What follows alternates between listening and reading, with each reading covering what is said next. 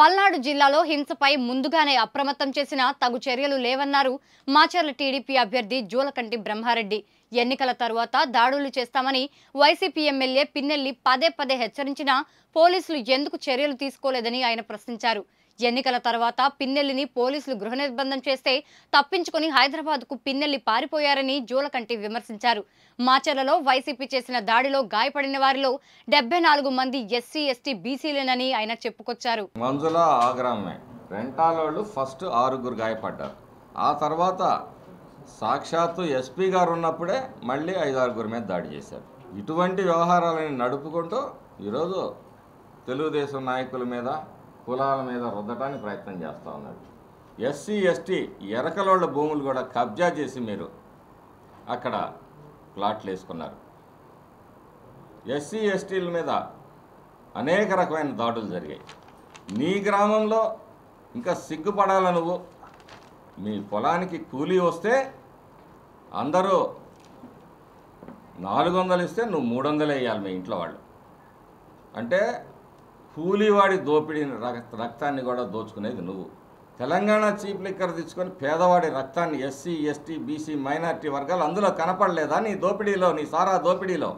ఈరోజు ఆ వర్గాల్ని సానుభూతి పొందాలని అంటే పరామర్శకు వెళ్తున్నా అన్నావు. పరామర్శకు వెళ్ళే ఏ వ్యక్తి అయినా సరే ఆయుధాలతో పోతాడా?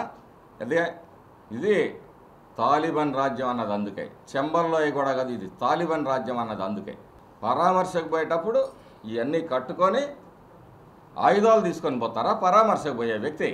ఈ అరాచకాన్ని ప్రజలందరూ చూశారు. ప్రజలు బుద్ధి చెప్పడానికి సిద్ధంగా ఉన్నారు. ఇంతెందుకు ఈ వేదిక ద్వారా నేను ప్రశ్నిస్తున్నా, నీ అవినీతి మీద అరాచకాల మీద కానీ మేము కానీ మా ఎంపీ గారు మీద కానీ మరి సిట్టింగ్ జడ్జి తోటి మేము సిద్ధంగా ఉన్నాం. నువ్వు సిద్ధంగా ఉన్నావా? ఈ సంఘటనల మీదైనా సరే నీకు దమ్ముందా? తప్పుడు కూతలు తప్పుడు మాటలు మాట్లాడటం కాదు. నువ్వు ఎన్ని అరాచకాలు. రెంటాల గ్రామంలో మొట్టమొదట నేను పోయింది గురజాల హాస్పిటల్కి, ఎవరైతే ఇంజూర్డ్ ఉన్నారో వాళ్ళని పలకరీయడానికి.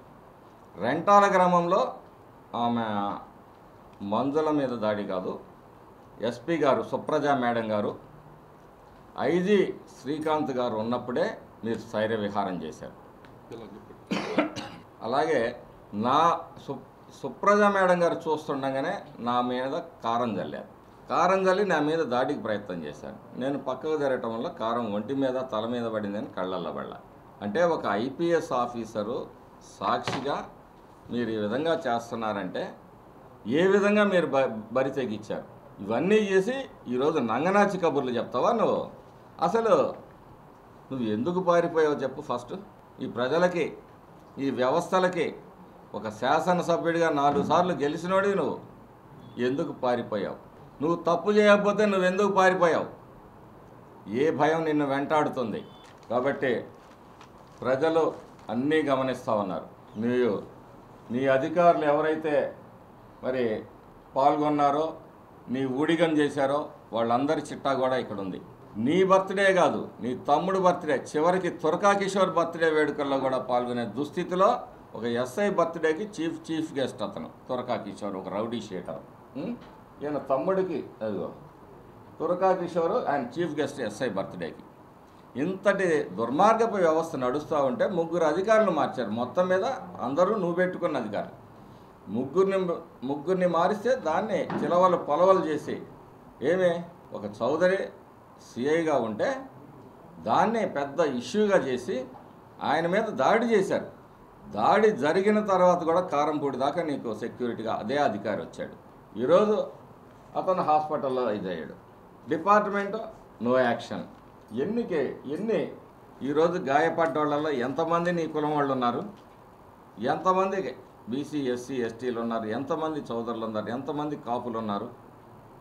కాపుల మీద దుర్గి సెంటర్లో దాడి చేయించావు మన్నయ్య అని అతను పెట్టి. ప్రతి నిమిషం ప్రతి నిత్యం బలహీన వర్గాల శ్రమని దోపిడీ చేసింది నువ్వు.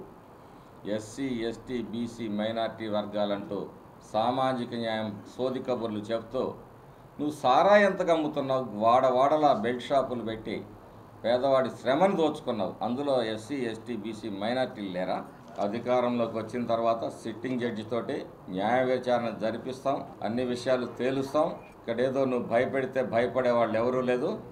నువ్వు అధికారంలో రాగానే తేలుస్తావా? ఏం తెలుస్తావు నువ్వు? 4 సార్లు గెలిపిస్తే కనీసం గ్రామాల్లో నీళ్ళు ఇవ్వలేవు, మంచినీళ్ళు ఇవ్వలేవు. మంచినీళ్ళు ఇవ్వటం అడిగిన మరి రెంటచింతల మండలం సామినిబాయిని ట్రాక్టర్తో ఢీకొట్టి చంపావు, ఒక ఎస్టీ మహిళని. ఇది నీ పరిపాలన. నువ్వు నీతులు చెప్తావా? ప్రతి నియోజకవర్గంలో ఒక గూండా ఉంటే నువ్వు, నీ తమ్ముడు, నీ కొన్ని కుక్కలు, పిచ్చి కుక్కల్ని పెంచి ప్రజల మీదకి ఉసిగొలిపి ప్రజల మాన ప్రాణాలు.